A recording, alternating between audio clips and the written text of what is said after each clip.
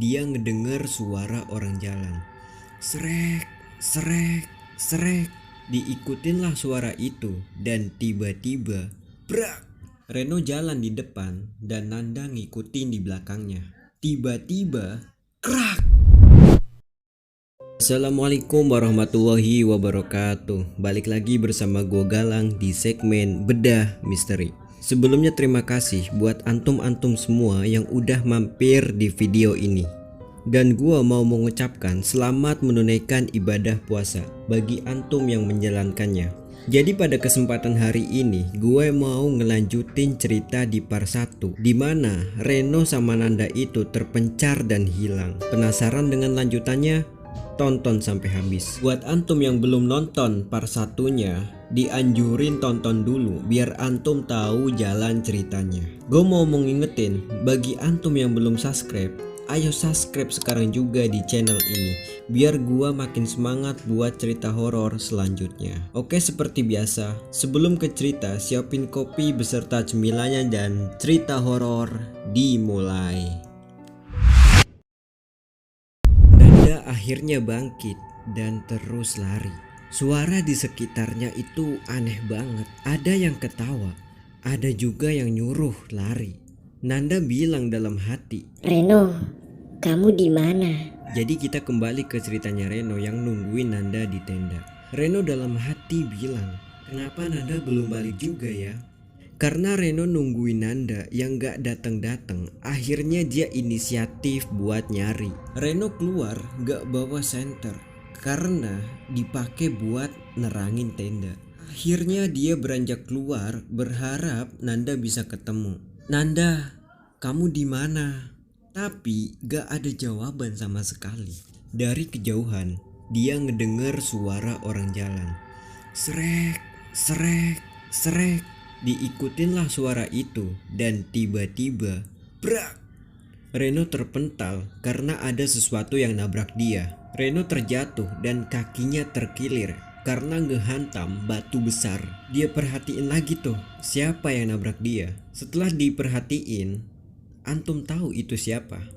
Ternyata itu Nanda. Nanda di situ duduk kayak orang ketakutan. Ndah, kamu dari mana aja? Aku khawatir nyariin kamu. Nanda diem aja dan gak jawab apa-apa.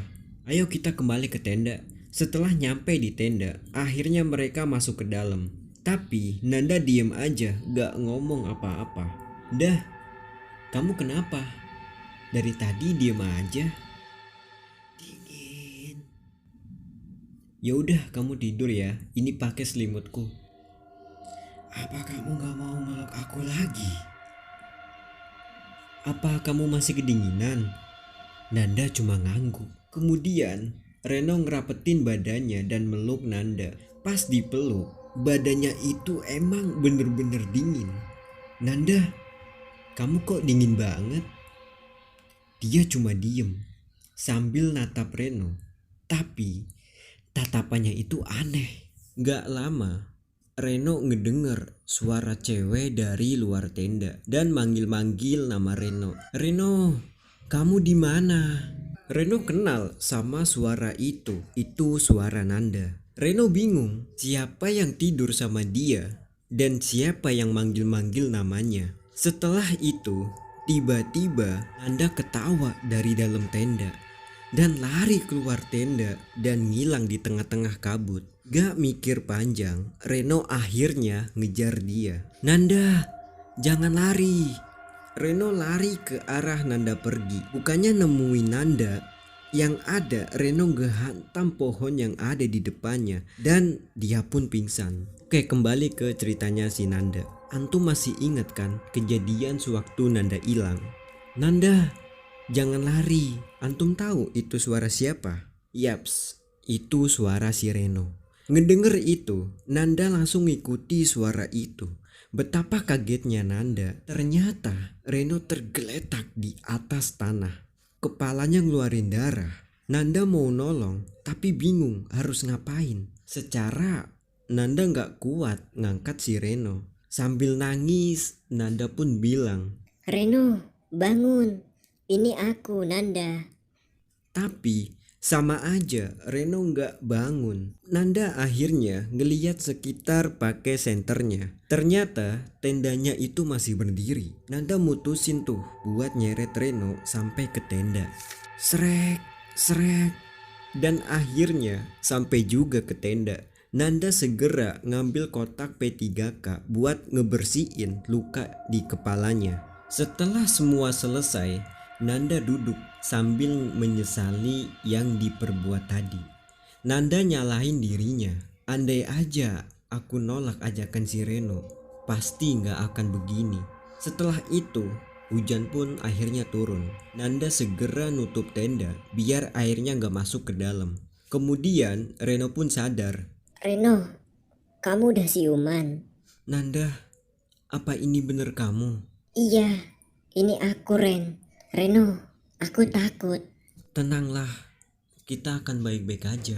Singkat waktu, hujan makin lama makin deras dan petir pun jedar mengerikan. Ditambah angin makin kencang. Tiba-tiba tenda mereka itu bergetar. Nanda jerit sejadi-jadinya. Tali pengikat tenda tiba-tiba lepas. Reno mutusin keluar tenda buat ngebenerin tali pengikat itu. Nanda nungguin di dalam tenda. Jantungnya itu duk, duk, duk. Dan tiba-tiba Nanda keluar dari tenda, cepat. Sontak Nanda kaget dan langsung keluar dari tenda. Betapa terkejutnya mereka karena tenda mereka itu hancur, tertimpa pohon yang tumbang. Lalu mereka mutusin buat nyari pertolongan karena Nanda sebelumnya ngeliat ada beberapa tenda di sana.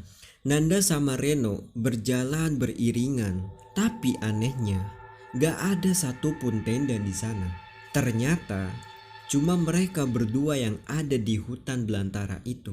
Seketika itu Reno lari dan teriak, "Ini salahku. Aku menyesal melakukannya. Tolong, selamatkan kami." Reno terus aja teriak minta maaf atas apa yang udah diperbuat di gunung itu. Singkat cerita, akhirnya mereka mutusin buat turun. Mereka terus jalan nurunin trek yang licin karena hujan yang cukup deras. Gak ada senter dan gak ada alat bantu apapun. Reno jalan di depan dan Nanda ngikutin di belakangnya. Tiba-tiba, krak!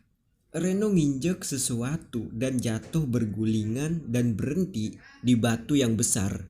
"Ah, tolong!" Nanda akhirnya segera nyusul buat turun. Dengan susah payah nurunin trek yang cukup ekstrim, akhirnya sampai di bawah. Reno, kamu kenapa? "Ah, Nanda, tolong aku.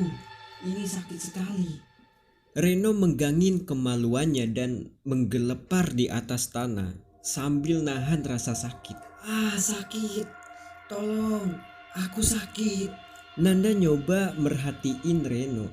Ternyata ada darah yang keluar dari kemaluannya. Sontak dia panik melihat kejadian itu. Reno, tenang sedikit. Kamu ini kenapa? "Ada sesuatu yang hantam kemaluanku, Nda." Reno nyoba buka tangannya. Dan antum tahu apa yang ngehantam kemaluannya si Reno? Ternyata ada batang kayu yang nancap di kemaluannya. Akhirnya Nanda nyuruh Reno buat ngegigit batang kayu biar Reno kuat nahan sakitnya. Singkat waktu, akhirnya batang kayu itu berhasil dicabut sama Nanda. Setelah dicabut, Nanda langsung nyobek lengan bajunya buat balut luka Reno. Ternyata batang kayu itu nancep di bagian tengah antara kaki sama kemaluannya. Setelah semua selesai, Nanda masangin lagi celananya Reno. Dilihat Reno gak bergerak, Nanda nyoba bangunin Reno sambil digoyang-goyangin badannya. Tapi gak ada reaksi apa-apa. Nanda gedeketin telinganya ke dadanya. Dan alhamdulillah detak jantungnya masih kedengeran. Ternyata Reno cuma pingsan. Akhirnya Nanda duduk terdiam. Hujan masih aja gak berhenti. Nanda inisiatif ninggalin Reno buat nyari ranting-ranting dan dedaunan agar mereka nggak kehujanan. Setelah semua didapat, Nanda membuat tempat buat berlindung. Dengan susah payah Nanda ngediriin tempat dan akhirnya berhasil. Nanda meringkuk di dalam sambil ngeliatin keadaan Reno. Dia ngelamun dan tiba-tiba Nanda dikejutin sama sosok perempuan dari kejauhan. Sosok itu ngelambain tangan dan teriak, "Tinggalkan dia!" Hahaha. Wanita itu menyeringai dan senyum yang amat menyeramkan.